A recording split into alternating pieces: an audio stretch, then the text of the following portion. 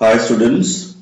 So till now we have finished and we have discussed about the extra-embryonic membrane. So in today's lecture we'll discuss the next topic, that is your parturition. ठीक है?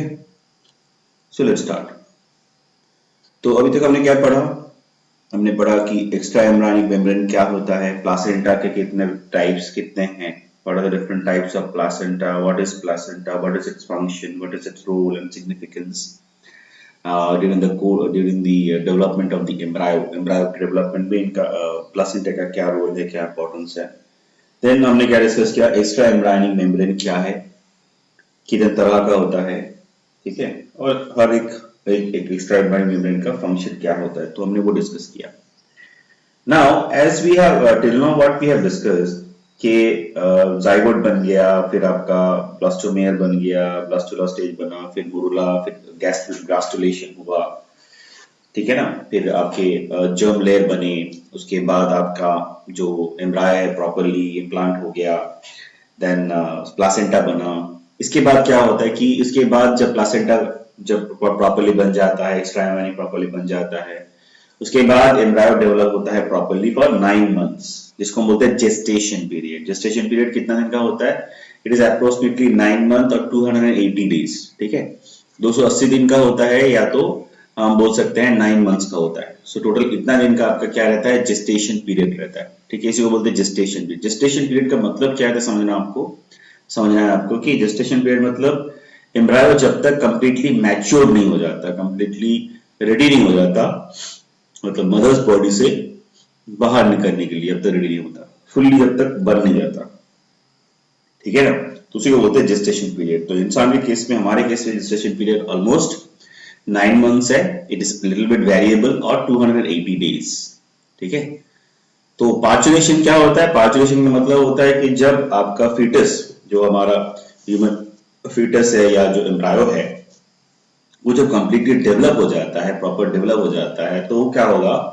Then it will come out from the mother's womb, ठीक है, उसी को हम बोलते हैं birth, ठीक है. इसी को मतलब ये जो प्रोसेस है, जिस प्रोसेस से आपके फुल्ली फॉर्म्ड जो एम्ब्रायो है, सॉरी फुल्ली फॉर्म जो फीटस है, वो जब मदर के बॉडी से बाहर आ जाता है, इसी प्रोसेस को वो बोलते हैं पार्चुरेशन, ठीक है. So in other way we can say the expulsion of fully formed fetus from mother's uterus after completion of gestation period.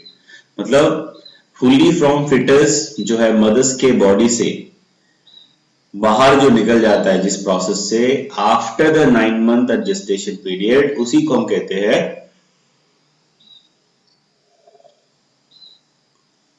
Parturition, ठीक है, उसी को हम क्या कहते हैं? पार्चुरेशन.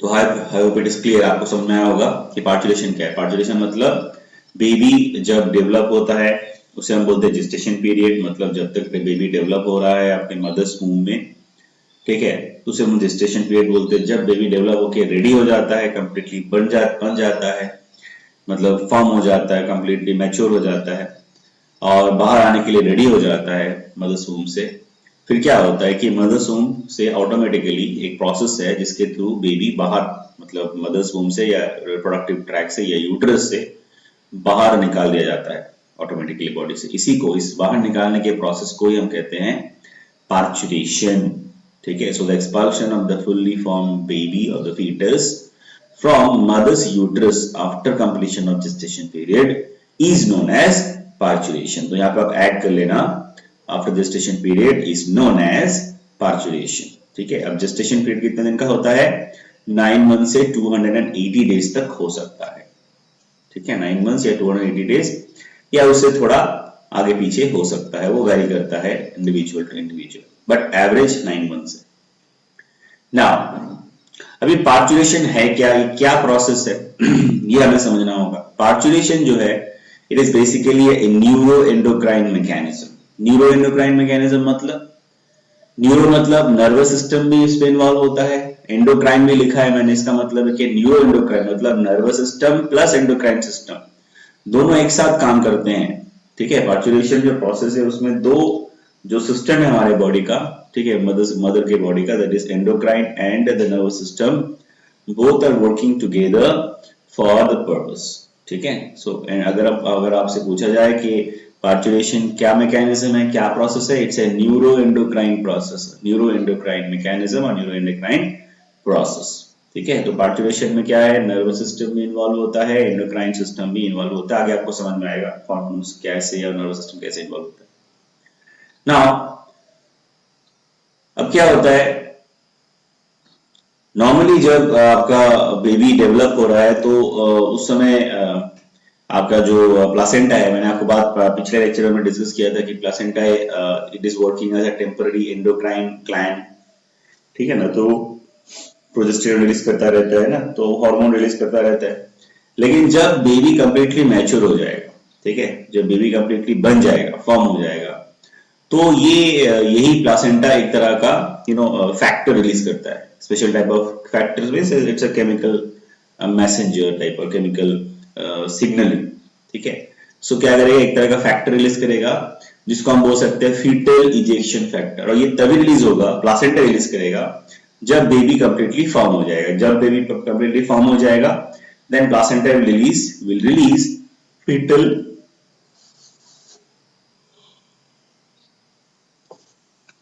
इजेक्शन फैक्टर, ठीक है।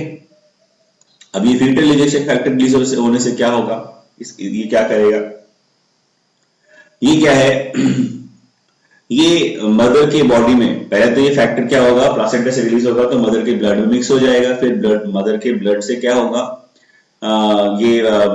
आपके मदर के ब्लड में जब ये क्या करते हैं मिक्स हो जाएगा तो ये सिग्नल करेगा, सिग्नल भेज देगा मतलब मदर के ब्लड में। तो क्या है, मदर का जो ब्लड है उसमें सिग्नल जाने के बाद then the mother's body will actually get stimulated, ठीक है, टू रिलीज द हार्मोन्स, ठीक है, जिसको हम कह सकते हैं कि फीटल इजेक्शन रिफ्लेक्सेस, ठीक है। मतलब ऐसा है कि जैसे हमने पढ़ा था कि यूरिनरी ब्लडर में जब यूरिन भर जाता है, माने जब हाफ यूरिन से ज्यादा भर जाता है, ठीक है, half of the bladder is filled, so automatically there is a signal which is actually generated, and it is means the process of reflex action, the urine is actually excreted out from the urinary bladder by contraction, हमने discuss किया था ये, है ना।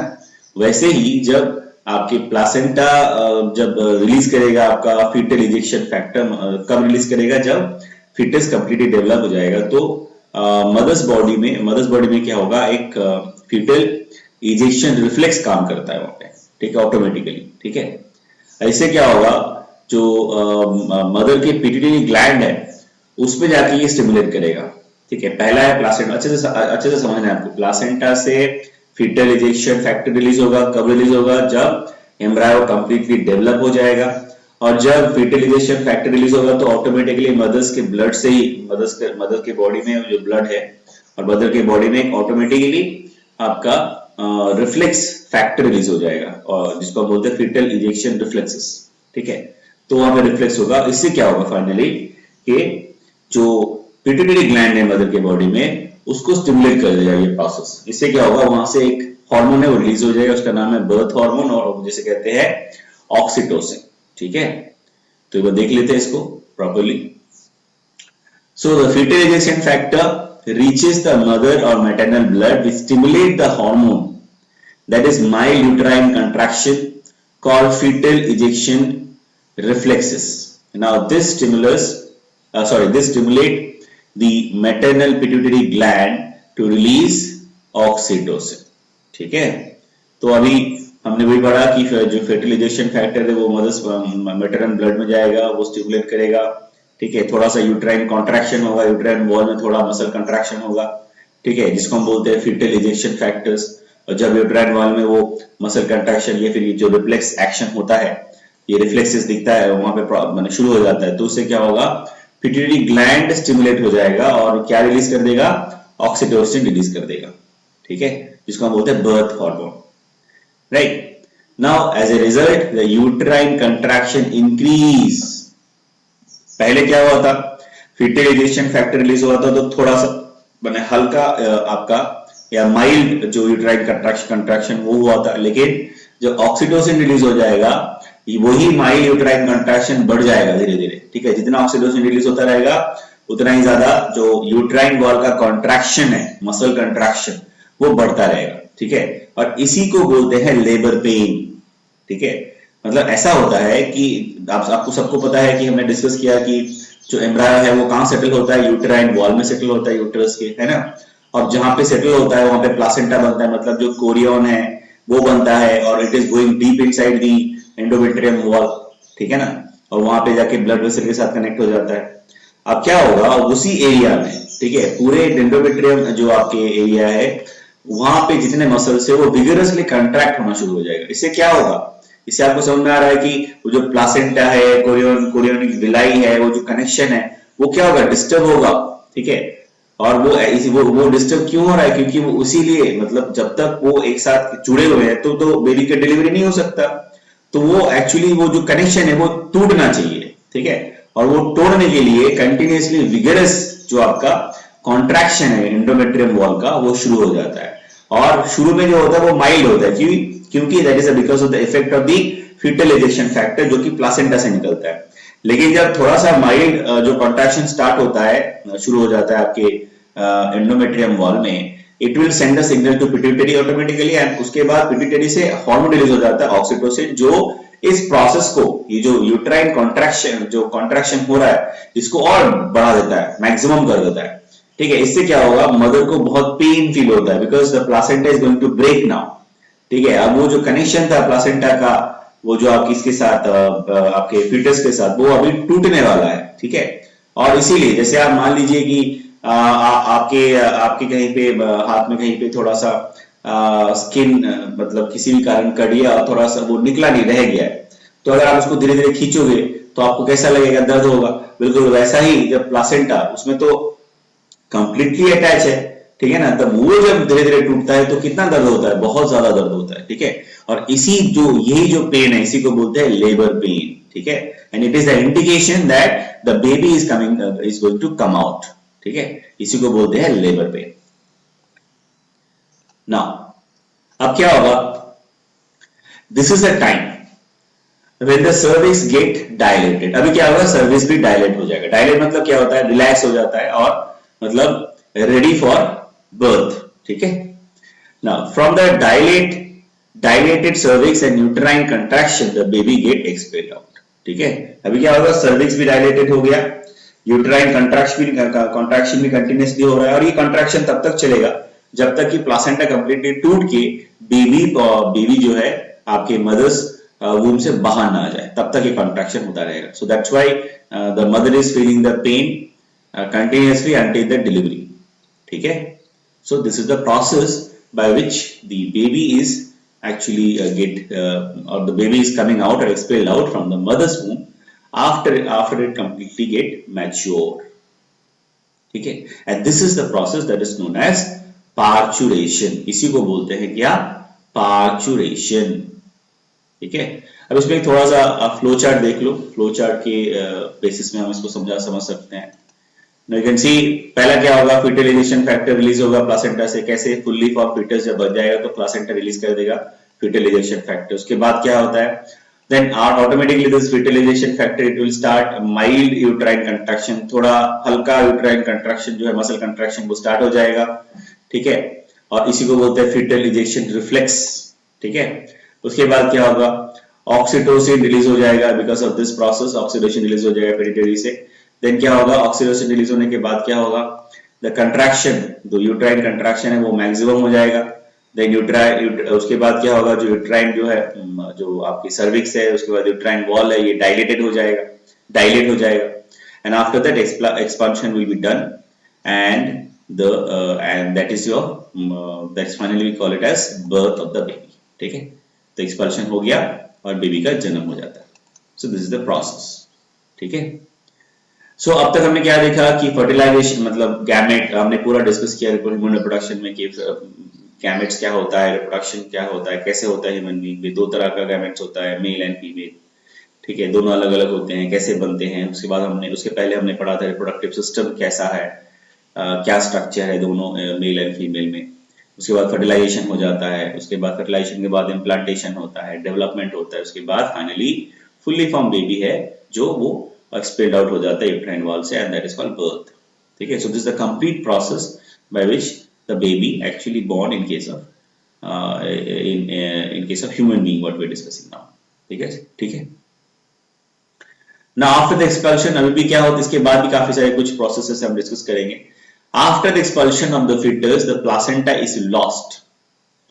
ठीक है, हमने discuss किया था पिछले लेक्चर में कि प्लासेंटा रह जाता है, प्लासेंटा डिलीवरी के बाद रीअब्जॉर्ब हो जाता है या लॉस हो जाता है। उसके बेसिस में हमने कैटेगराइज किया था, हमने डिस्कस किया था। I hope it is you have remember that.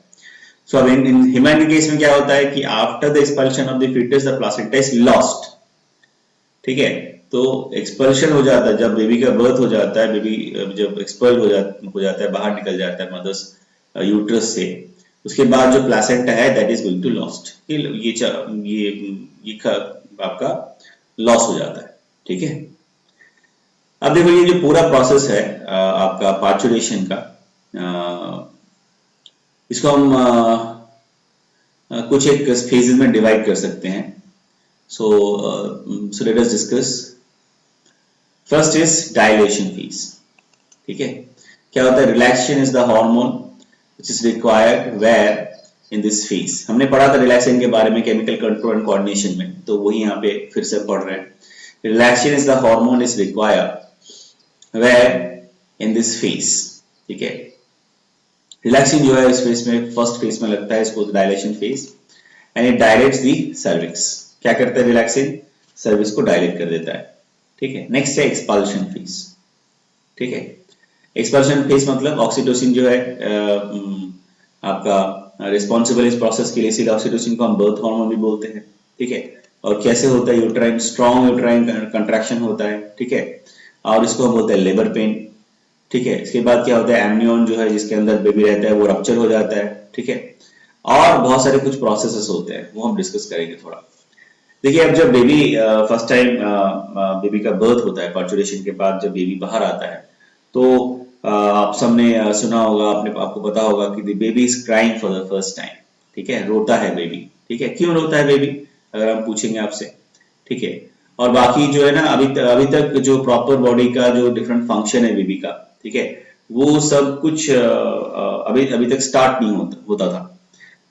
The moment the baby is coming out from the mother's womb, all the processes will start।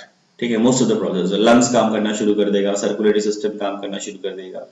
ठीक है, और क्या होगा, जब बेबी डेवलप होता है ना एम्ब्रायनिक स्टेज में, तो जो हार्ट होता है, तो हार्ट के बीच में जो ऑरिकल्स के बीच में स्पेशली जो सेपरेशन होता है वो कंप्लीट नहीं होता, वहां पे गैप रहता है। ठीक है, तो उसको बोलते हैं फोरामेन ओवेल। ठीक है, तो वो क्या होता है, वो धीरे धीरे क्लोज हो जाता है, वो बंद हो जाता है, मतलब ऑरिकल्स का जो सेपरेशन है वो कंप्लीट हो जाता है, वो भी बर्थ के पहले हो जाएगा। ठीक है, तो ये सारे चेंजेस हमें दिखेंगे by the time the baby is getting the baby is expelled out, by the time the baby is expelled out. ठीक है, तो बेबी रोता भी है, क्यों, क्योंकि लंग्स फर्स्ट टाइम जो है वो एक्सपैंड होता है, तो इसलिए बेबी को दर्द होता है, इसलिए बेबी रोता है। ठीक है, नाउ आफ्टर बर्थ, बर्थ के बाद क्या होगा वो देखेंगे।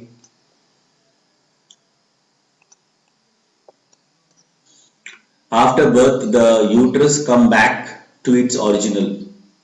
After birth the uterus come back to its original size. मतलब देखिए, अभी जो बेबी सेटल हो गया था, इम्प्लांट हो गया था, उसके बाद बेबी डेवलप जब हुआ तो यूट्रस का साइज भी धीरे धीरे बढ़ रहा था। लेकिन जब बेबी जब एक्सपेल हो जाता है यूट्रस से, तो ऑटोमेटिकली धीरे धीरे यूट्रस जो उसका ओरिजिनल शेप है वो उस शेप में वापस आ जाता है। ठीक है,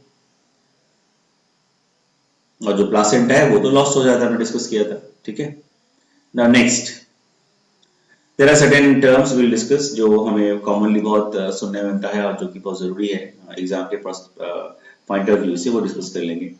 देखिए, नॉर्मली जो ये प्रोसेस है ये नेचुरल प्रोसेस है, ये जिसको हम अभी डिस्कस किया हमने, पार्चुरेशन। ठीक है, बर्थ प्रोसेस और expelling the baby out of the mother's womb or the uterus after it get mature completely. ठीक है, अब क्या होता है कि बहुत सारे केसेस में क्या होते हैं कि बेबी जो है किसी कारण या कुछ लाइक प्रॉब्लम्स हो जाए, मदर्स कॉम्प्लिकेशंस आ जाता है मदर के बॉडी में, so because of that the process of the parturition is not happening properly. तो किसी कारण से, कोई एक कारण से मदर्स के बॉडी में कोई कारण हो सकता है, बहुत सारा फैक्टर्स काम करता है। तो कभी ऐसा होता है कि जो एक्सपेल्शन ऑफ द बेबी वो प्रॉपरली नहीं हो पाता है मदर से। तो उस समय क्या होगा, उस समय डॉक्टर्स क्या करते हैं, सर्जिकली, मतलब like they cut the abdominal cavity, lower part of the abdominal cavity, and they try to take out the baby, and उसके बाद सर्जिकली वो बेबी को बाहर निकालते हैं। इसी को हम बोलते हैं सर्जिकली बेबी को, फिटस को बाहर निकालना, जो प्रोसेस है, बाहर निकालने का प्रोसेस है, उसी को हम बोलते हैं सिजेरियन। आपने बहुत सुना होगा सिजेरियन। सो आजकल क्या हो गया है, सिजेरियन एक कॉमन मतलब प्रैक्टिस हो चुका है। ठीक है, कोई भी एडमिट हो जाएगा तो वो नॉर्मल डिलीवरी अगर उसका होने का पॉसिबिलिटी है, वो भी उसको भी सिजेरियन कर देते हैं, to doctors to save their own time, which is wrong actually. ठीक है, caesarean should be the last option when all the processes, everything is not there in their hand, and if the only option is available for that, cesarean is the only option, then only it should be done. But nowadays it's a common practice. The doctors do cesarean for their own convenience. Okay. Now, sometimes the foramen ovale not closes. अभी हमने discuss किया कि जो embryonic develop होता है, उसमें जो development के समय जो हार्ट के जो ऑरिकल्स है उसमें गैप बना रहता है, उसे बोलते हैं फोरामेन ओवल, और before the birth it is slowly it get closed. कभी कभी क्या होता है ना, वो क्लोज नहीं होता है, किसी बच्चे में किसी कारण से वो डेवलप नहीं हो, किसी न्यूट्रिशन कारण हो सकता है, कोई और कारण हो सकता है, एब्नॉर्मलिटी कारण हो सकता है। तो जो वो फोरामेन ओवल है, मतलब दो ऑरिकल्स के बीच में जो गैप है, वो जो है वो कंप्लीटली फिल्ड नहीं होता कभी कभी। ठीक है, और बच्चा जो है वो फोरामेन ओवल और जो गैप है हार्ट के ऑरिकल्स के बीच में, उसी को लेके वो जन्म लेता है। ठीक है, अगर ऐसा है तो फिर क्या होगा, मिक्सिंग ऑफ द ब्लड होगा। ऐसा है तो क्या होगा, ऑरिकल से ब्लड राइट से लेफ्ट में चला जा सकता है, लेफ्ट से राइट में आ सकता है, मिक्सिंग हो जाएगा। तो जब डीऑक्सीनेटेड ब्लड मिक्स हो जाएगा तो वही ब्लड बॉडी में जाएगा, थ्रू आउट द बॉडी भी जाएगा। ठीक है, इससे क्या होगा, बॉडी में थोड़ा ब्लूइश कलर आपको, बेबी का बॉडी है थोड़ा हल्का ब्लूइश दिखेगा ऐसा। ठीक है, इसको बोलते हैं ब्लू बेबी सिंड्रोम। ठीक है, अब देखो एक चीज और बता, मतलब before we move on to the next topic, I will discuss one more thing कि जो आपका फोरामेन ओवल है ये कंप्लीट नहीं होता। तो आपने बहुत लोगों ने सुना होगा कि दिल में छेद, किसी को दिल में छेद की बीमारी है, किसी बच्चे को दिल में छेद। तो दिल में छेद मतलब यही जो अभी हमने बात किया ना कि फोरामेन ओवल जो गैप है दोनों के बीच में, आपने पढ़ा होगा इंटरनल स्ट्रक्चर ऑफ हार्ट में कि ऑरिकल्स और वेंट्रिकल के बीच में जो कनेक्शन है, मतलब जो सेपरेशन है, सॉरी कनेक्शन, जो सेपरेशन है वो कंप्लीट नहीं होता, उसमें थोड़ा गैप होता है, उसी को बोलते हैं फोरामेन ओवल। और वो अगर रहे किसी पे रहा तो उसी को हम बोलते हैं कि हम कॉमनली बोलते हैं ना कि होल इन द हार्ट। ठीक है ना, दिल में छेद है, तो वो दिल में छेद मतलब हम वो फोरामेन ओवल की बात करते हैं। ठीक है ना, चलिए, so by that parturition is over. Now next topic will discuss, that is your lactation. अब क्या होता है, देखो अब बच्चा जब जन्म हो जाता है तो उसके बाद क्या होगा, उसके बाद जो नेक्स्ट प्रोसेस है, मदर के बॉडी में एक नया और फिर से एक चेंजेस आता है, जिसको बोलते हैं ना मिल्क सिक्रीशन, और mother will go under certain changes, mother's body will go under certain changes, where the mammary gland in case of mother it is start to secrete milk for the baby. ठीक है, और इसी period को बोलते हैं lactation period. ठीक है, इसी को बोलते हैं लैक्टेशन पीरियड। और एक चीज है, अब लैक्टेशन पीरियड हम किसको बोलते हैं, बेसिकली बच्चा जब जन्म हो जाता है, after the birth of the baby until the baby is ready to take the food, ready to take the normal human cooked food, proper cooked food, until that time mother is secreting milk, mother secreting milk for the baby continuously, and that period, the entire process till which time the mother is secreting the milk for the baby, that period is called lactation period.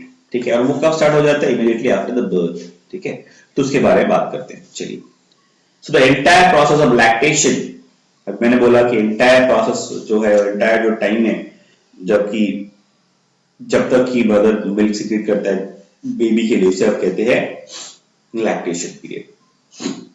ठीक है, और ये पूरा जो period है इसको हम divide कर सकते हैं कुछ फेजेस में, कुछ स्टेजेस में। पहला है फॉर्मेशन, दूसरा है सीक्रेशन, तीसरा है इजेक्शन।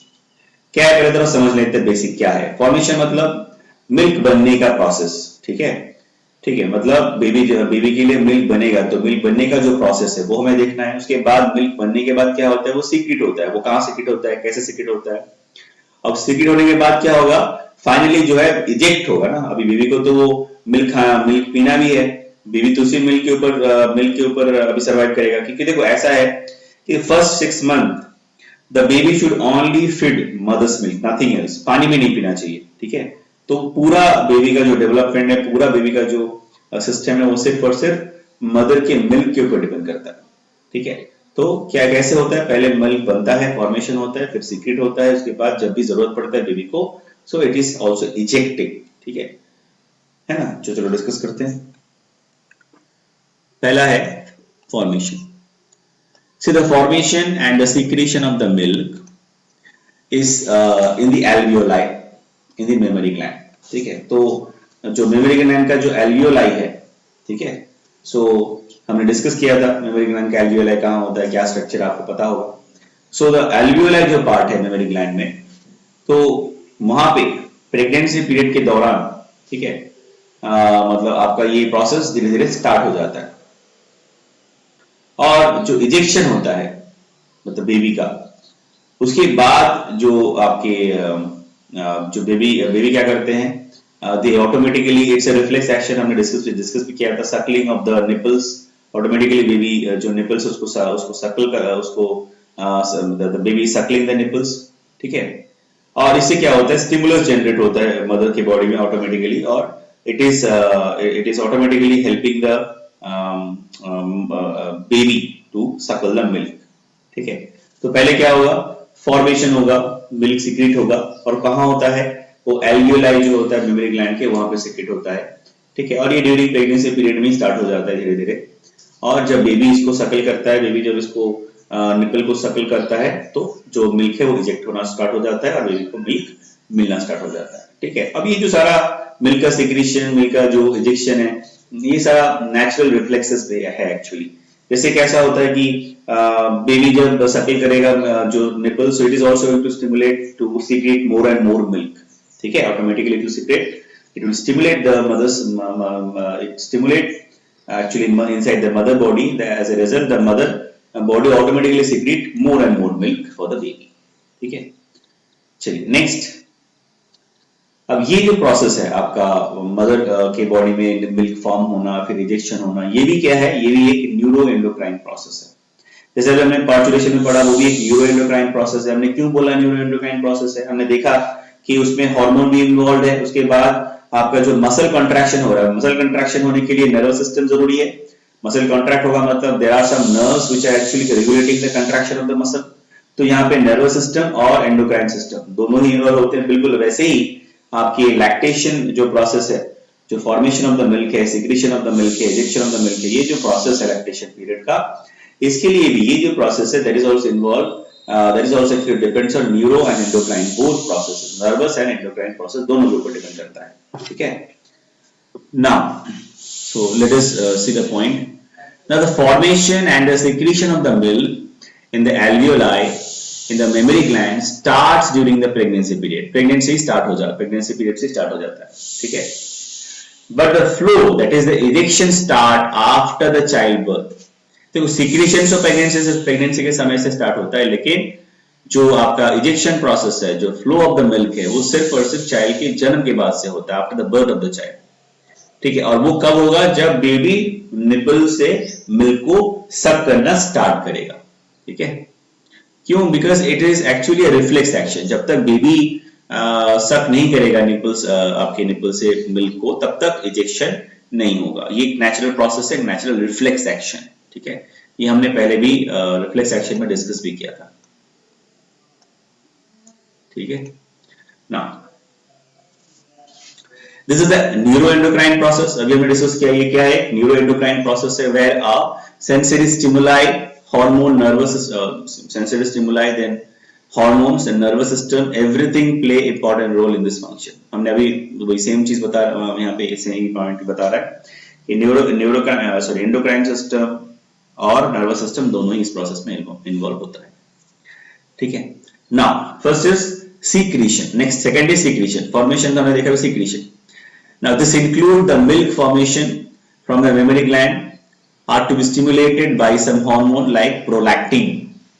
हमने ये डिस्कस भी किया था केमिकल कंट्रोल एंड कोऑर्डिनेशन में कि जो मिल्क सिक्रीशन है, मिल्क फॉर्मेशन है, ये कौन सा हार्मोन हेल्प करता है करने के लिए, प्रोलैक्टिन। तो मदर के बॉडी में प्रोलैक्टिन हार्मोन जब रिलीज हो जाएगा, so then prolactin hormone actually going to stimulate the alveoli of the mammary, ठीक है, mammary glands, and because of this stimulation the epithelium start to produce milk. ठीक है, तो एल्वियोलाई जो है उसको स्टिमुलेट करेगा प्रोलैक्टिन मदर्स के मेमोरी ग्लैंड में। As a result the epithelium of that alveoli will start to produce milk, और वो क्या करेगा, मिल्क प्रोडक्शन स्टार्ट कर देगा।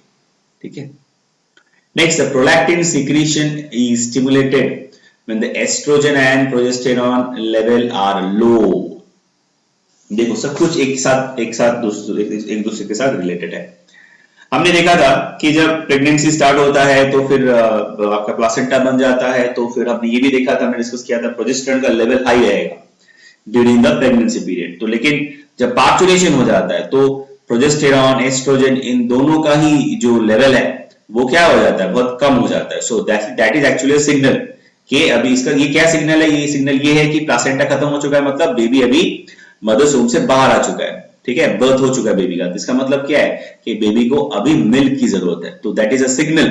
सो जब बॉडी में प्रोजेस्टेरॉन लेवल, एस्ट्रोजन लेवल घट जाता है तो ऑटोमेटिकली प्रोलैक्टिन सिक्रीशन को बढ़ा देता है। ठीक है, तो प्रोलैक्टिन सिक्रीशन जब बढ़ जाएगा, so the prolactin will go and stimulate the alveoli of the memory gland, and as a result the epithelium present in the alveoli they will start to produce milk. So ये सारा process interconnected है, आपको अगर ध्यान से आप देख रहे हो तो। Can you see that? It is very interesting, it's all are interconnected. ठीक है, प्रोजेस्टेरॉन, एस्ट्रोजन कम हो जाएगा, क्यों कम हो जाएगा, प्लासेंटा नहीं है, क्यों प्लासेंटा नहीं है, पार्चुरेशन हो गया, बेबी एक्सपेल आउट हो चुका है, इसलिए प्लासेंटा नहीं है, प्लासेंटा इज लॉस्ट। इससे क्या होगा, प्रोजेस्टेरॉन भी नहीं है, एस्ट्रोजन भी नहीं है ज्यादा, तो क्या होगा, this is a signal, and as a result the prolactin will release, and what the prolactin will do, it will go to the alveoli of the mother's mammary gland, and it will stimulate the alveoli. As a result, it will start to produce, the epithelium of the alveoli start to produce milk. So this is the process. Okay, now this level falls after the parturition, because during the childbirth the placenta is lost, and the placenta was a structure which is responsible for producing of progesterone and estrogen. ठीक है, तो जो चीज मैंने अभी discuss किया वही same point यहीं पे है। Now the low level of progesterone and oestrogen stimulate the anterior lobe of pituitary. और क्या होगा, लो लेवल ऑफ प्रोजेस्टेरॉन है, एस्ट्रोजन और प्रोजेस्टेरॉन का लेवल घट जाता है after the parturition, after the birth of the baby. इससे क्या होगा, it stimulate the anterior lobe of the pituitary to secrete prolactin. तो प्रोलैक्टिन होता कहां से सीक्रेट होता है, आपके एंटीरियर पिट्यूटरी से।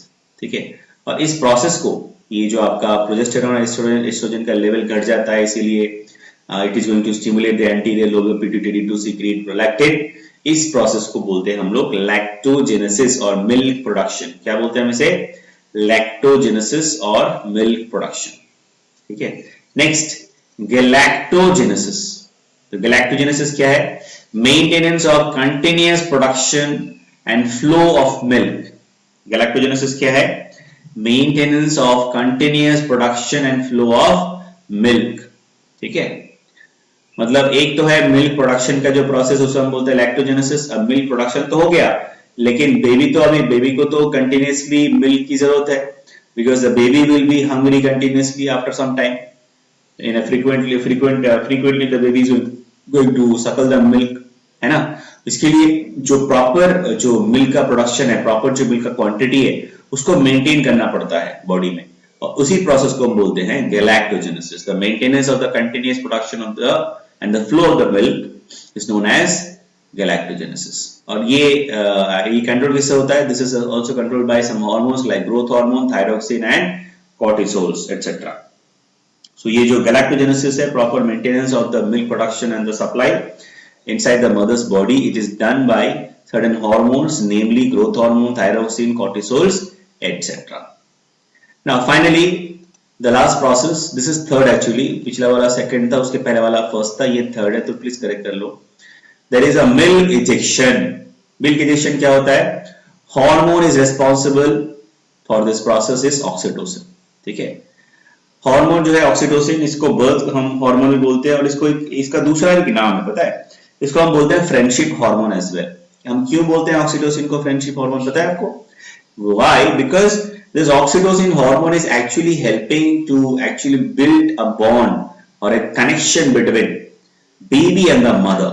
मदर और बेबी के बीच में कनेक्शन बनाता है, ठीक है, ऑटोमेटिक जो कनेक्शन बनाता है, इसी को हम बोलते हैं like friendship, one type of friendship, one type of connection, and it is done by oxytocin. तो इसीलिए ऑक्सीटोसिन को हम क्या बोलते हैं? Friendship hormone. ये तो आपको समझना होगा, थोड़ा सा ध्यान से समझिए इसको। मान लीजिए कि the baby is crying and if the mother hear the sound of the baby, of her baby, that the baby is crying, so automatically it is going to stimulate the mother's mammary gland, ठीक है। क्या करता है ये? Automatically mother's mammary gland को stimulate कर देता है, ठीक है, बाय द ऑक्सीटोसिन हार्मोन। इससे क्या होगा कि जो एल्वियोलाई है जिसमें मिल्क सीक्रेट है, वो ऑटोमेटिकली वहां के आसपास के जो मसल से ऑटोमेटिकली रेडी हो जाता है कॉन्ट्रैक्शन के लिए, और कॉन्ट्रैक्शन स्टार्ट कर देता है, ठीक है। तो ये क्या है कि एक सिग्नल है, बेबी जब रोएगा तो क्या होगा, मदर्स की बॉडी में ऑटोमेटिकली चेंजेस आता है, if the mother can hear it. क्या चेंजेस आएगा कि अभी जो स्टिमुलस क्या होगा कि मदर का मिल्क जो है वो सीक्रेट होना शुरू हो जाएगा, ठीक है, और एल्वियोलाई से जो मदर्स मिल्क है वो रेडी, मतलब इजेक्शन के लिए भी रेडी हो जाएगा। सो this is also like connection. So this connection is actually created by this special type of hormone called oxytocin. इसीलिए ऑक्सीटोसिन को हम दूसरा एक नाम भी देते हैं, इसको बोलते हैं फ्रेंडशिप हार्मोन, ठीक है। नाउ क्या होगा कि मिल्क इंजेक्शन में कैसे काम करता है ऑक्सीटोसिन? जैसे मैंने बोला कि this oxytocin is actually going to contract the muscle around the memory gland. So mammary gland के चारों तरफ जो मसल्स है उसको कॉन्ट्रैक्ट भी करने में हेल्प करता है। तो ऐसा नहीं कि सिर्फ बेबी सकल करता है तो मिल्क आ जाता है बाहर, जो बेबी को मदद कौन करता है?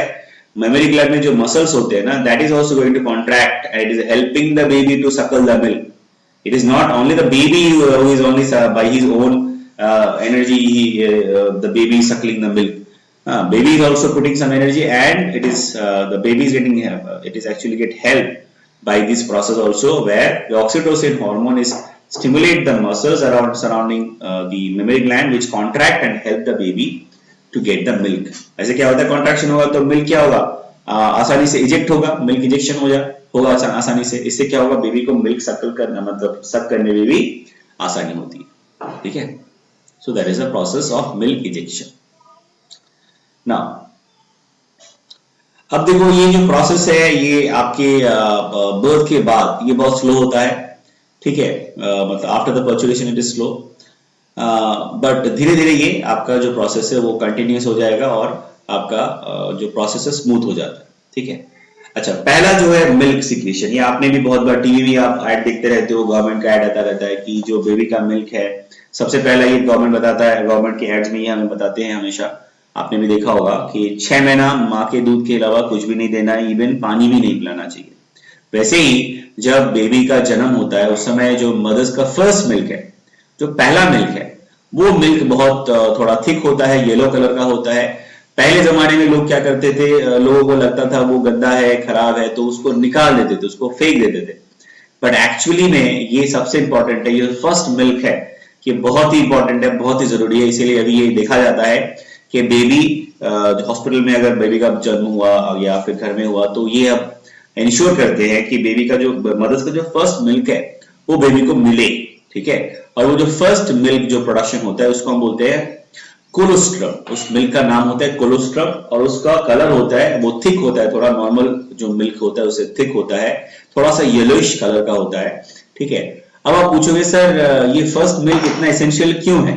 देखिए जैसे आपने पहले भी बात किया था कि जब प्लासेंटा के थ्रू पैसिव इम्यूनिटी भी प्रोवाइड करता है प्लासेंटा बेबी को, बिल्कुल वैसे ही after the birth there are certain important ingredients or important things that should be transferred to the mother's from the mother's body to the fetus body, the baby's body, and that is actually done by this colostrum. ठीक है, ये क्या करता है, newly born baby को immunity provide करता है. ठीक है, न्यूट्रिशन तो प्रोवाइड करता ही है, साथ में क्या और प्रोवाइड करता है, इम्यूनिटी प्रोवाइड करता है. कौन सा, कैसे करता है, by in the form of passive immunity, and that is by providing immunoglobin, which one, IgA type. ठीक है, तो IgA टाइप जो इम्यूनोग्लोबिन है वो रहता है इस मिल्क में, जो कि बेबी को बहुत जरूरी है, बहुत बेबी को चाहिए. ठीक है, तो इसीलिए फर्स्ट जो मिल्क है उसको बर्बाद नहीं करना चाहिए, उसे बेबी को एक्चुअली देना चाहिए. That is very very essential for the baby. ठीक है ना.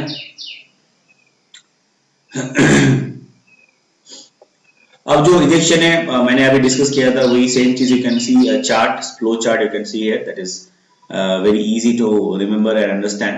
पहले क्या होगा, there will be suckling of the milk by the suckling of the nipple by the baby. इससे क्या होगा, ऑक्सीटोसिन जो है रिलीज हो जाएगा स्टिमुलेट होके. उससे क्या होगा, ऑक्सीडेशन क्या करेगा, मसल कॉन्ट्रैक्शन में हेल्प करेगा. मसल जो है आपके अलवेलर के चारों तरफ उसको हेल्प करेगा कंट्रैक्ट में. इससे क्या होगा, मिल्क जो ऑटोमेटिकली इंजेक्ट हो जाएगा और बेबी को मिल्क मिल जाएगा. ठीक है, अब मदर्स मिल्क में क्या क्या इंग्रेडिएंट्स मिलते हैं, तो there are certain ingredients we can discuss. देखो बेसिकली जो मदर्स मिल्क जो बनता है पानी से, वाटर रहता है उसमें, मिनरल्स रहता है, प्रोटीन रहता है. ठीक है, शुगर रहता है, उसके बाद ऑयल ड्रॉपलेट्स रहते हैं. ठीक है, और बहुत सारे जो न्यूट्रिशन वो भी रहता है. ठीक है, so the mother's milk is very very essential for the baby. ठीक है, now next is disorders of reproductive system. Reproductive system में कुछ कुछ डिसऑर्डर्स है वो हम डिस्कस करेंगे फटाफट. इसमें बहुत सारे डिसऑर्डर्स आपको पता भी है, so it's very simple. Just I will read each and every disorders. First है ओलिगोस्पर्मिया. इसमें क्या होता है, स्पर्म काउंट घट जाता है. स्पर्म का जो नॉर्मल काउंट है वो कम हो जाता है. जैसे हमने देखा था इजैकुलेशन में 200 से 300 मिलियन स्पर्म होता है, तो वो नॉर्मल काउंट है, उससे घट जाएगा तो उसे बोलते हैं ओलिगोस्पर्मिया. ठीक है, देन एजूस्पर्मिया. इसमें क्या होता है, जो स्पर्म काउंट है वो जो है लगभग खत्म हो जाता है, रहता ही नहीं है, बहुत कम हो जाता है, और इसी को बोलते हैं स्टेरिलिटी. इसको बोलते हैं मेल स्टेरिलिटी. अगर मेल जो है स्पर्म प्रोडक्शन नहीं कर सकता है नॉर्मल क्वांटिटी में, so that the male is considered as sterile और स्टेरिलिटी. इसको बोलते हैं male sterility. Then cryptorchidism. Cryptorchidism क्या है, ड्यूरिंग एम्ब्रायनिक डेवलपमेंट नॉर्मली हमने बात किया था, जो आपका टेस्टिस है वो स्कॉट्रम में कब आता है, 7th मंथ में डिसेंट होता है. कभी कभी ये नहीं होता है, अगर ऐसा नहीं हुआ उसी को हम बोलते हैं क्रिप्टोचाइडिज्म. ठीक है, अगर स्कॉट्रम में आपका जो 7th मंथ में जो हो जाना चाहिए, जो टेस्टिस है स्कॉट्रम में डिसेंट हो जाना चाहिए, वो नहीं हुआ, उसे हम बोलते हैं क्रिप्टोचाइडिज्म, उस प्रोसेस को. ठीक है, so you can pause and you can write. This are very simple, so I am not going to discuss much here. छोटा छोटा है, बस थोड़ा सा बात करना है. Next, inguinal hernia. हमने पढ़ा था जब हमने रिप्रोडक्टिव सिस्टम ऑफ मेल पढ़ा था, तब हमने देखा था इंग्विनल कैनाल कहां पे होता है, क्या काम होता है उसका, है ना, देखा था ना. तो यहाँ पे वही है कि इंग्विनल हर्निया क्या है, वहां पे क्या होता है कि जो आपके इंटेस्टाइनल पार्ट है वहां पे आके इंग्विनल जो कैनाल है वहां पे आके एक्सटेंड हो जाता है. ठीक है, टिश्यू भी वहां पे एक्सटेंड हो जाता है. तो क्या होता है, the abdominal cavity and the vaginal coelom और द हाइड्रोसिल. ठीक है, ये सारे जो आपकी एक ही चीज है, जो आपकी स्पेस है इंग्विनल एरिया के, एब्डोमिनल कैविटी के. Now which is actually the space inside the scrotum, और वो कहां होता है, हमने डिस्कस किया था, स्कॉट्रम में होता है ये वाला स्ट्रक्चर्स. ठीक है, and they are connected with the narrow tube known as inguinal canal. ठीक है, तो हमने डिस्कस किया था जो इंग्विनल कैनाल क्या है, जहां से कि आपके सारे जो आपके मेल रिप्रोडक्टिव सिस्टम ने पढ़ा था, इंग्विनल कैनाल क्या है, it is a connection, it is a canal now through which the actually the blood vessels और all the other जो आपके जो ब्लड वेसल्स है, कैपिलरीज है, वो वहां से पास होते हैं, वो वहां से निकलते हैं. हमने डिस्कस किया था इंग्विनल कैनाल के बारे में, देखा था हमने. लेकिन इसमें क्या होता है, इफ द इंटेस्टाइनल लूप, ठीक है, इंटेस्टाइन का जो लूप है, इंटेस्टाइन का जो पार्ट है, वो वहां पे पुश हो गया बिकॉज ऑफ सम रीजन. ठीक है, वो पुश करता है, यहाँ पे इंटेस्टाइनल जो लूप है वो क्या करता है, पुश करता है. And inside if the intestinal loop is inside the scrotum through the inguinal canal, then it is known as inguinal hernia.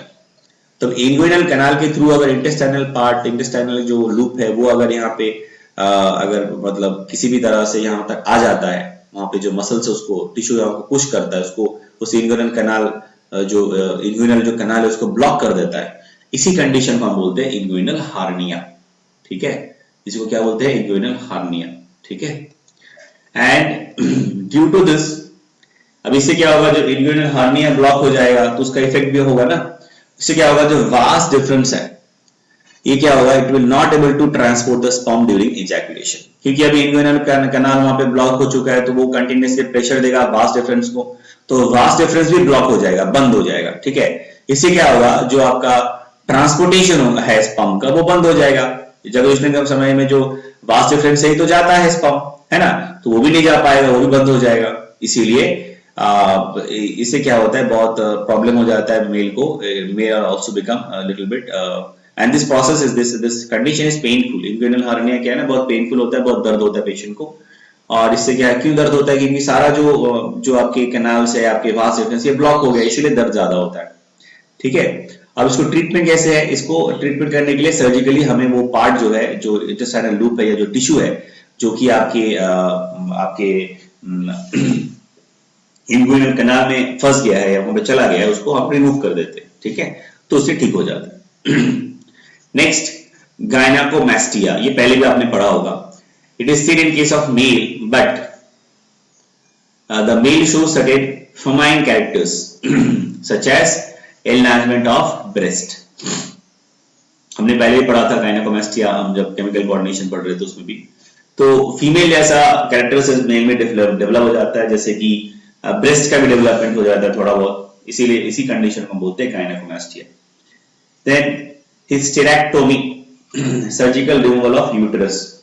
तो अगर हम यूट्रस को सर्जिकली रिमूव कर देते हैं फीमेल के बॉडी से, उसी को हम बोलते हैं हिस्टेरेक्टोमी।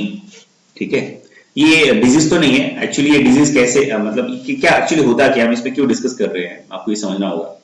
कभी कभी क्या होता है कि फीमेल के केस में यूट्रस में बहुत ज्यादा प्रॉब्लम हो जाता है, या मान लीजिए यूट्रस में कभी कोई कैंसरस सेल डेवलप हो जाता है, या फिर कोई और भी कॉम्प्लिकेशंस हो जाता है, तो फिर हमें डॉक्टर्स क्या डिसाइड करते हैं कि to save the patient's life, तो जो आपकी यूट्रस है उसको फीमेल के बॉडी से निकाल देते हैं। ठीक है, इसी को बोलते हैं हिस्टेरेक्टोमी, इसी को बोलते हैं हिस्टेरेक्टोमी। ठीक है, नाउ मेनोपॉज हमें पता है, मेनॉर्स हमें पता है। मेनोपॉज मतलब it is completes the menstruation cycle gets stopped completely, that is called menopause। ठीक है, और इसका दूसरा नाम क्या है, क्लाइमेक्टेरिक पीरियड, इसे बोलते हैं क्लाइमेक्टेरिक पीरियड। मेनॉर्स क्या है, फर्स्ट मेंस्ट्रुएशन जब होता है फीमेल के बॉडी में, पहला बार जब मेंस्ट्रुएशन साइकिल स्टार्ट होता है उसे बोलते हैं फर्स्ट मेंस्ट्रुएशन, जो उसे बोलते हैं मेनॉर्स। मेनोपॉज मतलब मेंस्ट्रुएशन खत्म हो जाता है, नहीं होता है, उसको बोलते हैं मेनोपॉज। ठीक है, now there are some few things, some concept पहले भी मैंने डिस्कस किया है। Ectopic pregnancy, after the fertilisation the zygote remain in the fallopian tube. ठीक है, अगर जाइगोट बनने के बाद फैलोपियन ट्यूब में ही रह जाता है, ऐसा तो रहना नहीं चाहिए, क्योंकि जब जाइगोट बन जाएगा तो 2 सेल स्टेज होगा, फिर 3 सेल, फिर 4, फिर 8, फिर 16, फिर 32। ठीक है ना, फिर ब्लास्टोमियर के बाद मोरुला, फिर वो जाके एंडोमेट्रियल वॉल में जाके सेटल हो जाएगा। अगर ये सब नहीं होता है, जाइगोट कहां फंस गया, फैलोपियन ट्यूब में, अगर ऐसा कंडीशन है तो उसे बोलते हैं एक्टोपिक प्रेगनेंसी। ठीक है, और टेराटोलॉजी क्या होता है, study of teratogens and their effect on the baby, इसी को बोलते हैं टेराटोलॉजी। ठीक है, तो हमने डिस्कस किया था पहले। और मोनोजाइगोटिक ट्विन और जो डाइजाइगोटिक ट्विन जो हम पहले भी डिस्कस किए, तो आप यहाँ पे देख सकते हो, मोनो मतलब जाइगोट जो है डिवाइड होकर 2 बेबीज बना देते हैं, इसको बोलते हैं मोनोजाइगोटिक ट्विन। और डाइजाइगोटिक मतलब 2 separate egg fertilize with 2 separate sperm, 2 अलग अलग एग 2 अलग अलग स्पर्म से जब फर्टिलाइज हो जाएगा उसको हम बोलते हैं डाइजाइगोटिक ट्विन। ठीक है, so by this we have almost finished the chapter of reproduction. So the next video lecture will continue with the next part. Thank you. Till then, take care. Be safe.